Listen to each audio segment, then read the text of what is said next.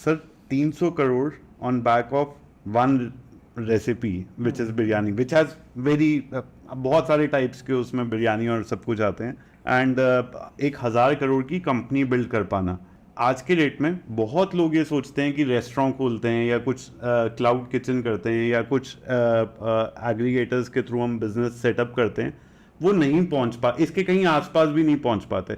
क्या एक दो तीन ऐसे कौन सी चीज़ें हैं जहां पर गलती करते हैं लोग? ये बहुत अच्छा सवाल पूछा तुमने। एक तो मैं कहता हूँ कि बिरयानी हमारे पास बहुत तरह की है, हैदराबादी, लखनवी, कलकत्ता, मटन, चिकन, कटल, पनीर, छोले, और कबाब्स भी बहुत अच्छे हैं हमारे पास, करीज बहुत अच्छी हैं, ब्रेड्स पे नहीं, तो ऐसा नहीं खाली बिरयानी है पहले नंबर बना है।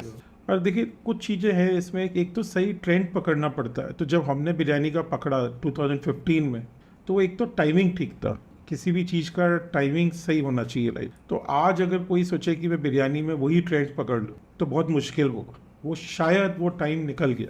क्योंकि अगर मैं कह सकूँ कि जुबिलेंट जो डोमिनोज़ की पेरेंट कंपनी है इंडिया में, उन्होंने भी एकदम बिरयानी शुरू करी 3 साल पहले, शायद नहीं कर पाए राइट। तो बहुत लोगों ने कोशिश करी, बहुत बड़ी बड़ी कंपनीज ने कोशिश करी है कि वापस कर लें। तो एक टाइम होता है हर चीज़ का, और तो वो तो सबसे पहले नंबर 1 है, वो टाइमिंग ठीक चाहिए। तो अब किसी और को सोचना है, अगर मैं आज कर रहा होता तो मैं शायद कुछ और नया प्रोडक्ट पकड़ता, नया ट्रेंड पकड़ता। कई बार वही चीज़ देखिए, आप अगर आप पिज्ज़ा कर रहे तो डोमिनोज इंडिया में 5,000 करोड़ का बिजनेस करता है, पिज्ज़ा 8,000 करोड़ का। फिर अपने पास ओवन स्टोरी मोजो है जो 150-200 करोड़ का करते हैं, उसमें भी वो जगह कम होती जा रही है। तो कई बार नई कैटेगरी में भी काम करना पड़ता है, जैसे रीजनल कुजीन है, कोई महाराष्ट्रन कुजीन है, बंगाल, उस चीज़ को हाइप बना, मतलब ट्रेंड बनाना पड़ता है, करना पड़ता है, कुछ और पकड़ना पड़ेगा एक, अगर आपको बहुत उतनी बड़ी कंपनी बनानी है तो। पहली बात। दूसरी बात मैं कहूँगा कि ऑल्दो हमने डिलीवरी से शुरू करी, पर हमारे पास हर सिटी में, 40 सिटी में एक एक डाइन इन आउटलेट है। अगर आप दिल्ली में कैनाट प्लेस जाएँ, या जयपुर में वैशाली नगर, या मोहाली में जाएँ ISB के पास, या कानपुर में, या गुवाहाटी में, जमशेदपुर में, तो हमारे एक्सपीरियंस आउटलेट भी है। तो मैं देखिए कहना चाहूँगा, मतलब डिलीवरी में अब बहुत कंपटीशन आ गया फूड में, पहले इतना नहीं था। तो उसमें एक अपने आप को साबित कर पाना और प्रॉफिटेबल हो पाना शायद इतना आसान नहीं है। तो मैं थोड़ा सा लोगों को बोलूँगा कि dine in, second trend would be कि डाइन इन में क्या है, वो एक्सपीरियंस को आप बेटर कैप्चर कर पाते हो, अपने कस्टमर को खाली प्रोडक्ट ही नहीं, एक ओवरऑल एक्सपीरियंस, सर्विस, चीज़ें, quality, it's better to create a business today in today's environment, I am saying, क्योंकि डिलीवरी में कंपटीशन बहुत ज़्यादा आ गया। So number 2 would be a bit focus on dine in also, और दूसरा राइट ट्रेंड को पकड़ना। तीसरा क्या है कि प्रोडक्ट में अपने आप में एक डिफरेंशिएटर होना चाहिए। जैसे कि हमारी बिरयानी तो बहुत लोग बनाते थे, पर हम उसी हांडी में बनाते थे ऑर्डर आने के बाद, और उसी में आज भी डिलीवर करते हैं।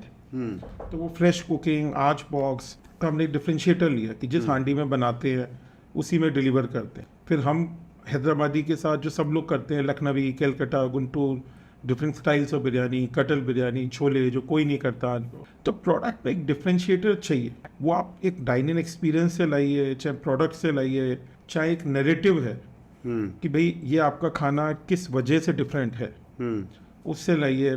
तो आई वुड से कि डाइनिंग में वो फिर भी शायद थोड़ा आसान है, through a experience and feel से लाना। अगर डिलीवरी में लाना और मुश्किल है, क्योंकि कई बार प्रोडक्ट तो दाल मखनी को कितना चेंज कर सकते। तो तीसरी बात ये हो गई, एक तो ट्रेंड को राइट को पकड़ना, एक थोड़ा सा डाइनिंग ज़्यादा करना डिलीवरी से, क्योंकि तीसरा प्रोडक्ट में डिफ्रेंसिएशन लाना।